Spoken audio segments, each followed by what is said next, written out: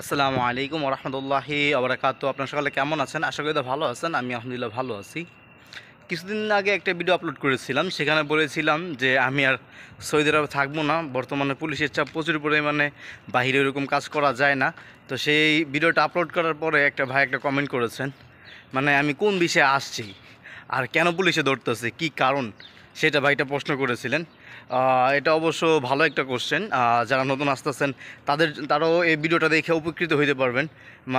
তারাও মনে করেন আমি যে কাজগুলো করতেছি এই কাজ থেকে আপনারা সাবধান হইতে পারবেন। বিষয়টা হচ্ছে ভাই, আমি কাজ করি হচ্ছে মসজিদে। যারা আমার ভিডিওগুলো কন্টিনিউ দেখেন তারা বলতে পারবেন যে আমার কাজ হচ্ছে মসজিদে।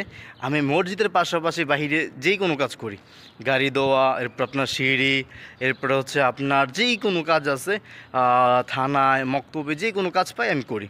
আপনি সৌদি আরবে যে কাজে আসছেন সেই কাজ ছাড়া অন্য কাজ করলেই পুলিশ আপনার ধরবে। আর মেন মানে যেটা ধরে আপনাকে একবার পাঠাই দিব দেশে, সেটা হচ্ছে প্রথমত হচ্ছে পানি বিক্রি করা, দ্বিতীয় হচ্ছে টিস্যু বিক্রি করা, সবজি বিক্রি করা, গাড়ি দেওয়া।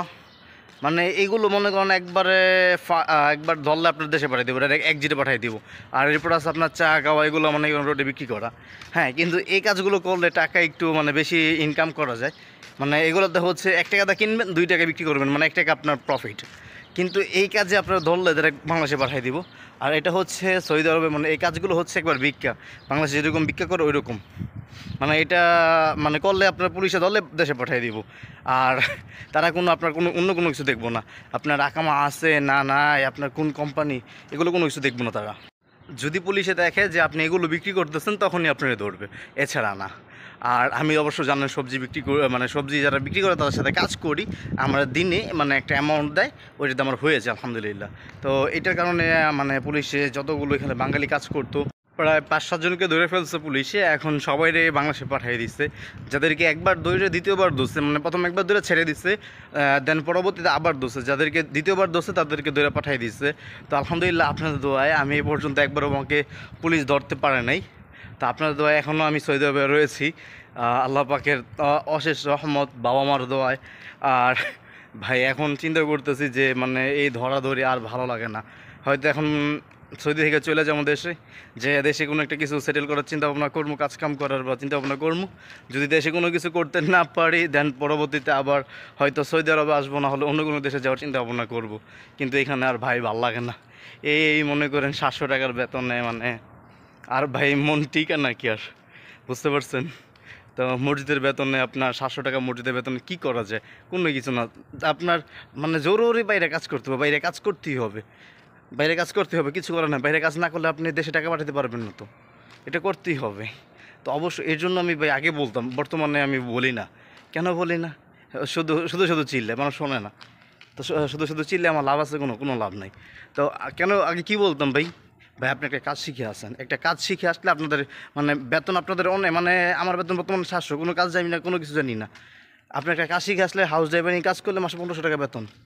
আপনি যদি মনে করেন আজকে কারেন্টের কাজ জানেন, আপনার বেতন আছে 1500, 2000। বাংলাদেশ কত? 2000 টাকা হলে বাংলার কত? 60,000 টাকা। কিন্তু এগুলো তো পাবলিক বোঝে না, পাবলিক এগুলো বোঝে না। পাবলিকের যেটা মনে আছে ওইটাই করে। তো এগুলো বইলে কোনো লাভ নেই আপনাদেরকে, আপনারা শুধু ওই 600 টাকার বিষয়ে, 700 টাকার বিষয়ে আসবেন। মানে আমি আসছি, আমি নিজে জানি মানে 700 টাকা 600 টাকা বিষয়ে এসে কতটা কষ্ট করতে হয়, মানে কতটা মানে টেনশন মাথা নিতে হয়, কতটা প্যারা নিতে হয়। কেননা ভাই মানে এই কথাগুলো বললে আরও নিজের কাছে খারাপ লাগে।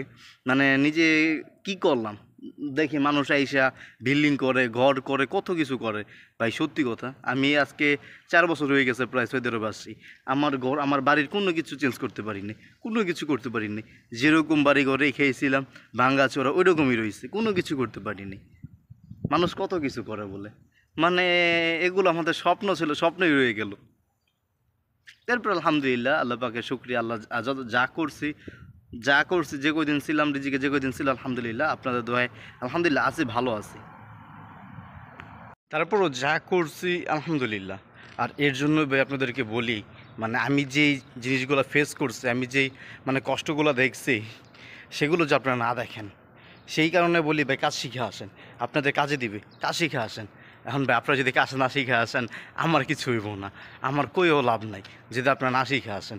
যদি সৌদি আরব এমনিই চলে আসেন, কিন্তু কাজ শিখে আসলে কি যদি আপনি এমনি আসেন বেতন আসবে আপনার 700 টাকা 600 টাকা, যদি কাজ শিখে আসেন তখন কিন্তু 1500 2000। ঠিক আছে ভাই, এই বাস এতটুকুই, এতটুকুই। তখন আপনারা ভালো একটা অ্যামাউন্ট বেতন পাবেন, তখন আপনাদের চলতে ফিরতে কোনো সমস্যা হইব না। কেননা এখন আমার চলতে ফিরতে যে অসুবিধা হয় আমি চাই সেটা আপনাদের সাথে না হোক। সেই কারণে আমার মানে এতবার বলা আপনারা যে কাজ শিখে আসেন, কাজ শিখে আসেন। ভাই কত কাজ আছে, শিখে আসলে কোনো মানে ক্ষতি নেই, লাভ আছে। কেননা যারা আসছে তারা বলতে পারবে, যারা আসেনি তারা বলতে পারবো না। তো অবশ্য সবাই ভালো থাকবেন, আজকের মতো এই পর্যন্তই। অবশ্য আমার এই ভিডিও থেকে আপনারা যদি কোনো কিছু শিখতে পারেন, কোনো কিছু জানতে পারেন, এটাই আমার জন্য সার্থক, এছাড়া আর কোনো কিছু না। অবশ্য আপনাদের মূল্যবান মতামতটা অবশ্যই কমেন্টে জানিয়ে দেবেন। আর যদি ভিডিওটা ভালো লাগে অবশ্যই একটি লাইক করে পাশেই থাকবেন।